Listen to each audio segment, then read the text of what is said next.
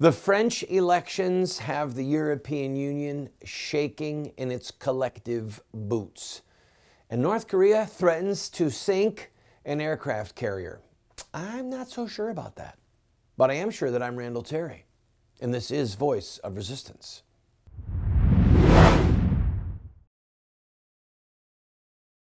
Welcome to the program, friend. I am your servant, Randall Terry. Thank you for joining me. Emmanuel Macron and Marine Le Pen. Mr. Macron is a centrist. He wants deeper ties with the European Union, and he beat Le Pen by about 2 points, around 23% to 21%. They will now face each other in early May in a runoff. The stakes could not be higher for the European Union because Le Pen, the female, the nationalist, wants to restore border control. That, by definition, would mean that they would have to leave the European Union, as England has done. For those of you who don't know, the European Union, in effect, has done away with all border control for European nations when it involves travel from one European nation to another. So, once you get into Belgium, you can travel anywhere in Europe you want. Cross borders, there's no border patrol, no border guards, no one's checking your passport.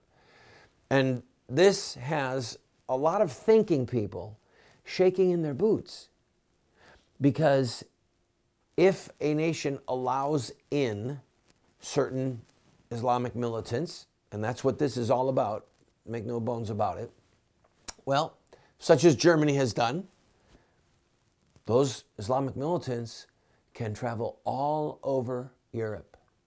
Legal immigrants.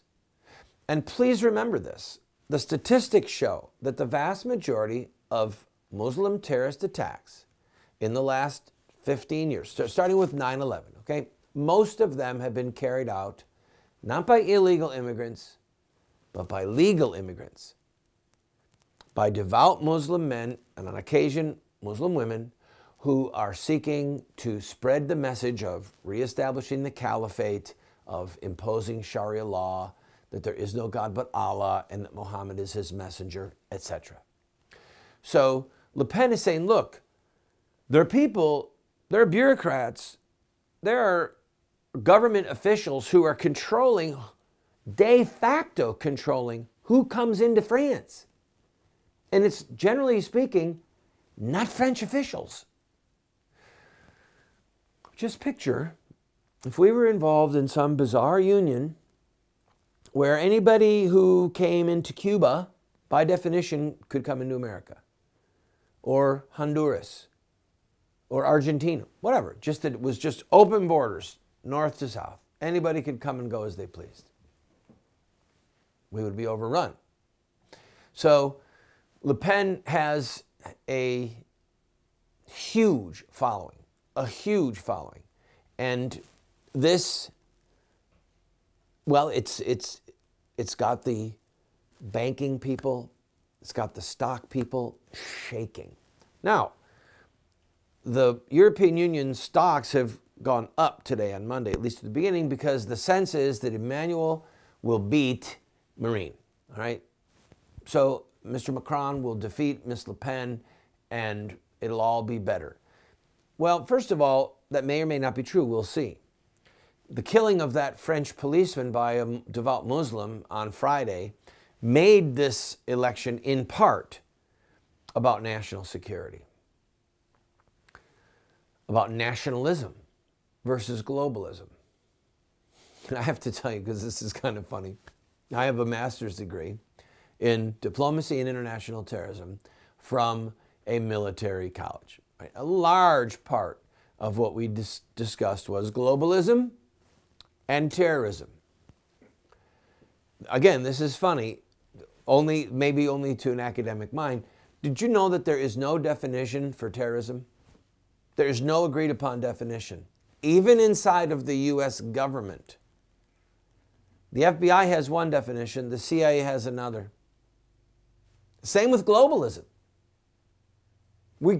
There were, and there still are, men and women in academia, PhDs, people who are involved in finance, who are debating what globalism even means. Is it about finance? Is it about communication? Is it about travel? Is it about we are the world? Is it about breaking down borders? Is it all of the above? So I want you to know, when there's people on TV talking about globalism, they might not know what they're talking about because their professors in college weren't even sure. I'll be right back.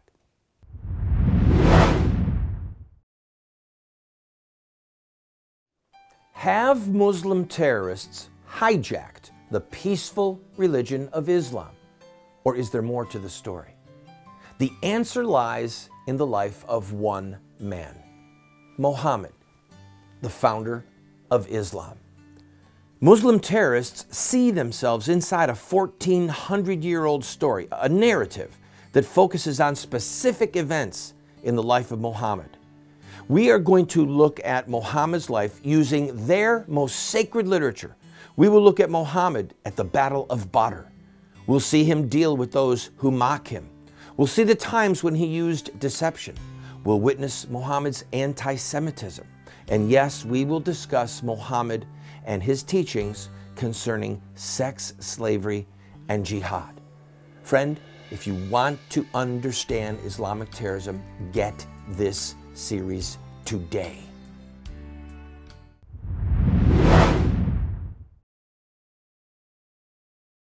Welcome back to the program, friend.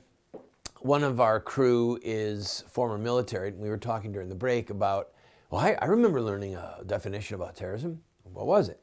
Well, it was to use force or terror to get a certain political change or religious change made. I mean, that was, I'm paraphrasing what he said, and that is one of, or a part of, many of the working definitions of terrorism. So here's the question. America wanted religious freedom, wanted political freedom, wanted political change. Were the American revolutionary fighters terrorists? To which he said, well, it depends on who's writing the history. Well, terrorism implies lack of moral legitimacy, right? If you're a terrorist, you're a bad guy.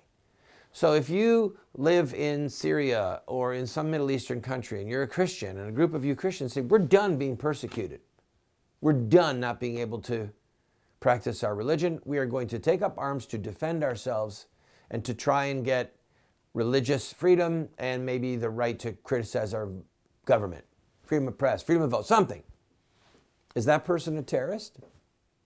Or are they freedom fighters? We funded freedom fighters in Nicaragua. All right? What happens when you have a legitimately elected government that wants Sharia law, that wants to break the back of Christianity, and they came in fair and square by a vote? If you use force to stand against them, are you a terrorist? In other words, is there something inherently sacred about democracy? I think not. If the majority votes to take your property and to take your life, does the majority have the right to do that? I don't think so. Democracy is not in itself inherently sacred. It's not. The law of God is sacred. There are certain inalienable rights that God has given to us. Life, liberty, the right to life, the right to liberty, the right to property. If those rights are infringed, it is the right of the people. And if they're infringed on by the government, then it's the right of the people to abolish or overthrow that government.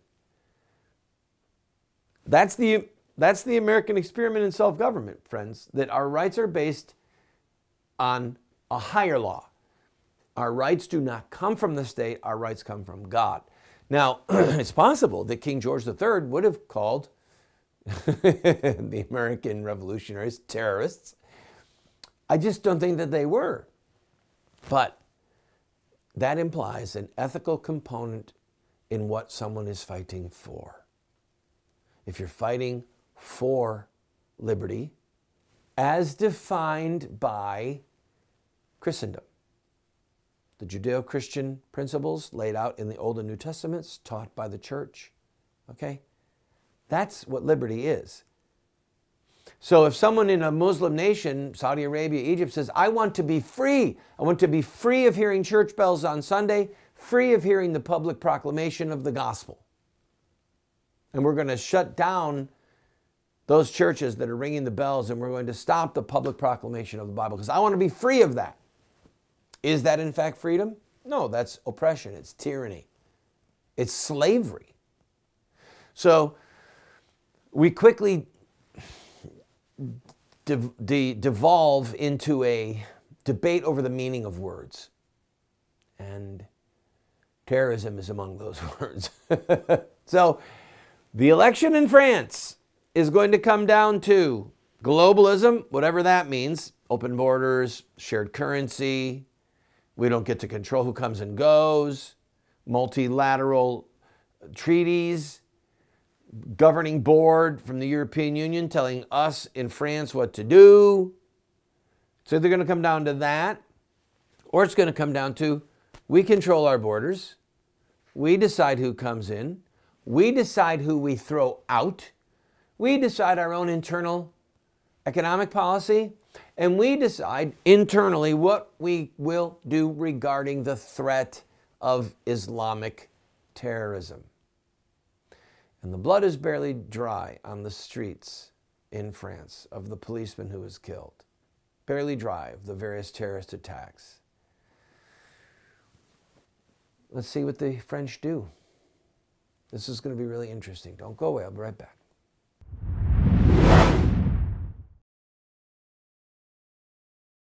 Many people who watch this program love it. They want to support us financially, but they really aren't interested in books or tapes. So we've got something for you. Something for you to wear. Something for you to give to your dad or your brother or your brother-in-law. It's a hat. If Donald Trump can do it, why can't we? Protect the unborn. Voice of resistance. If we are going to make America great again, we are going to have to stop the slaughter of unborn babies. So for those of you who enjoy wearing ball caps, those of you who have someone in your life that is a diehard pro-lifer and enjoys wearing a ball cap, you can make a statement for the unborn, you can talk about this television show, and you can help us financially. $25. Call 304-289-3700. That's 304-289-3700.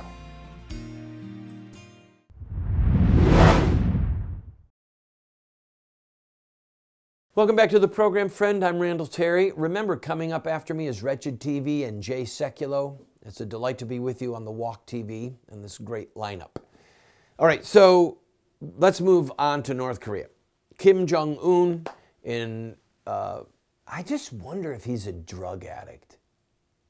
There's something so weird about him. You just can't get this weird unless you're on some type of narcotic. Now, it could be like an internal chemical thing. I don't know.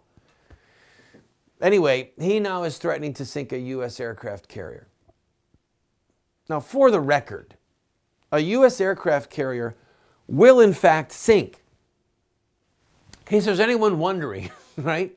If it is hit properly enough times and enough compartments are flooded, science tells us it will sink. The issue is him getting enough firepower close enough to an aircraft carrier to sink it.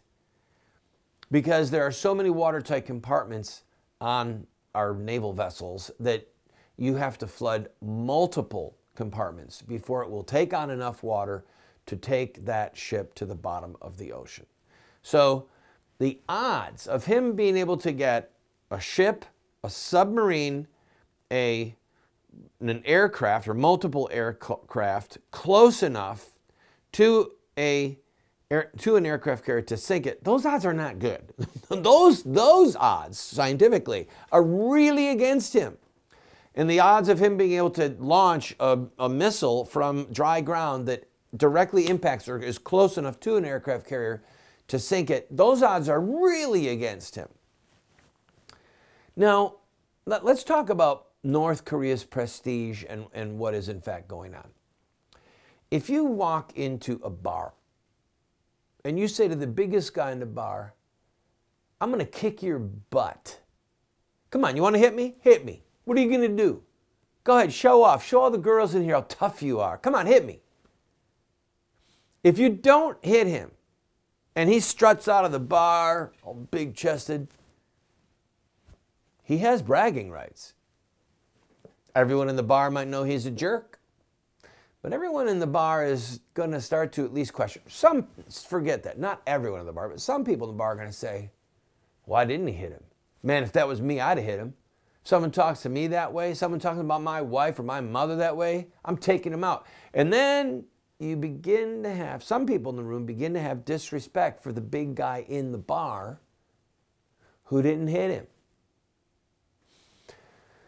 And that, in part, is a reflection of what has gone on with the Obama administration's foreign policy. We don't have respect. President Obama said, we're going to draw a line in the sand. If Syria does this, we're going to come after him. Drew a line in the sand. Syria did it. We did nothing. So there's chuckles around the world. There's little whispers in the bar. Well, they mock us and say, he doesn't got it anymore. He didn't hit him because he's afraid.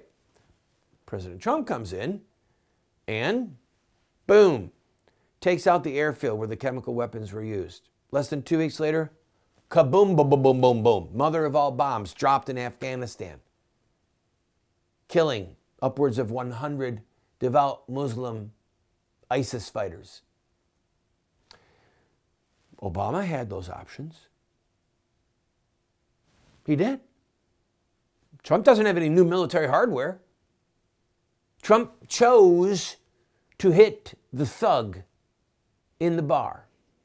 And then he's warning other thugs. He's warning the thugs in China.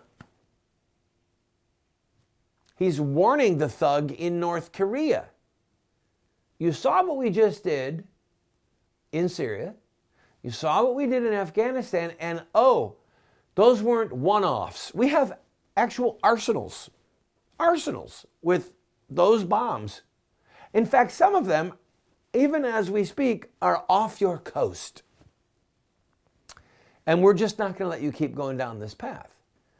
So the truth of the matter is that Kim Jong-un might be drunk with his successes in the past, with his nuclear experiments, with his missile launches.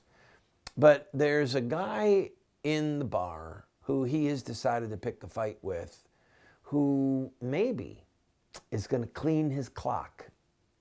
So don't make a threat to sink a U.S. aircraft carrier unless you're prepared to have some really dire consequences, Mr. Kim Jong-un.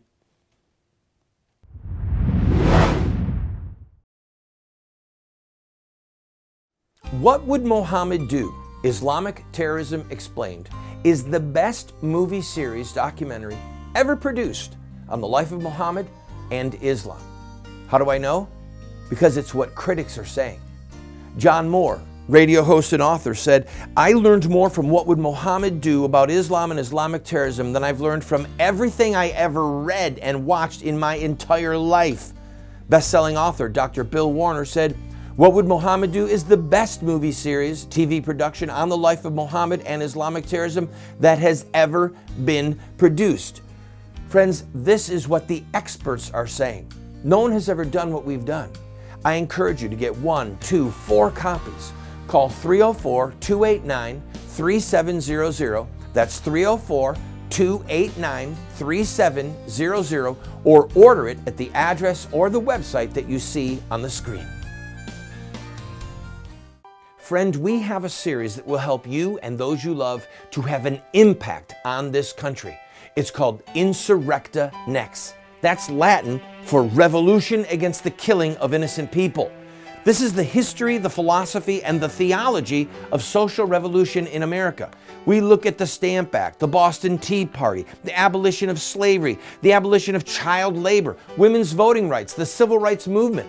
All of them have this in common: courage, sacrifice, dedication, and in-your-face tactics and rhetoric. That's one of the reasons that we've been losing the culture wars the last 40 years, is because the bad guys are using these tactics and we aren't. We will send you this 14-part TV series along with these manuals for students, a teacher's facilitator guide for only $40. go to 304-289-3700, 304-289-3700.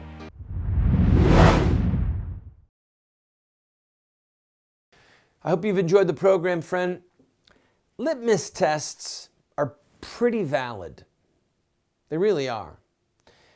Let me tell you two of the preeminent litmus tests on the face of the earth.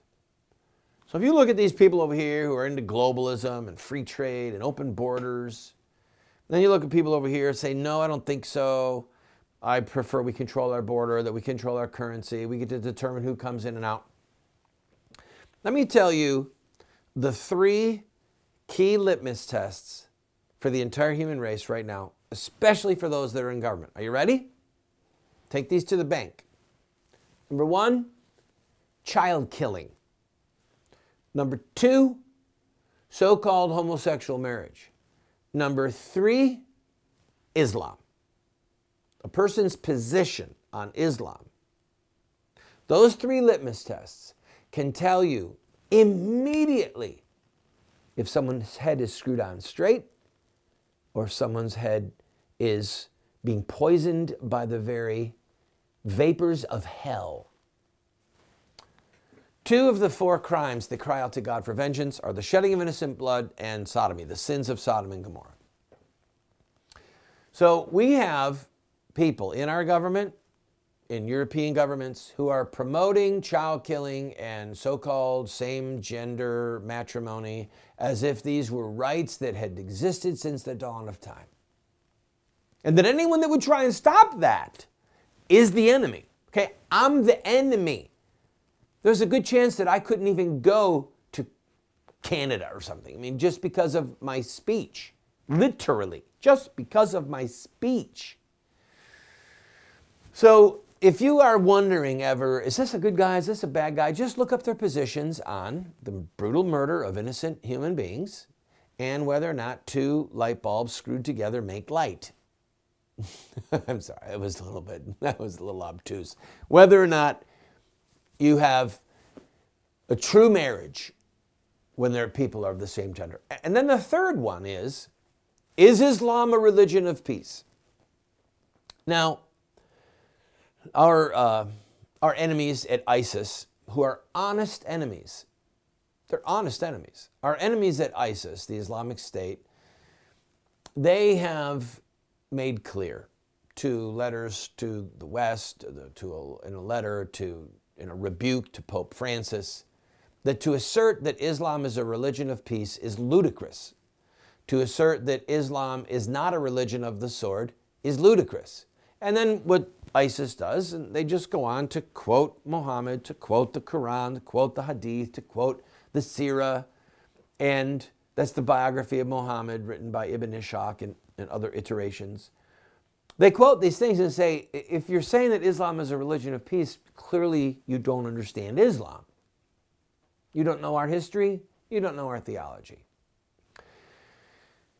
So there's a level of evil and a level of denial, a level of treachery against the truth that exists in the minds, the hearts, and the souls of men and women who would dare to say that the brutal murder of a baby is okay, that same-gender matrimony is a right, that Islam is like every other religion and there's no existential threat inherent in Islam that's a threat to Western nations, to Christianity, to the church. There is a threat. So when you watch the news, when you look at different people, do quick research on them. Find out where they stand on these three issues.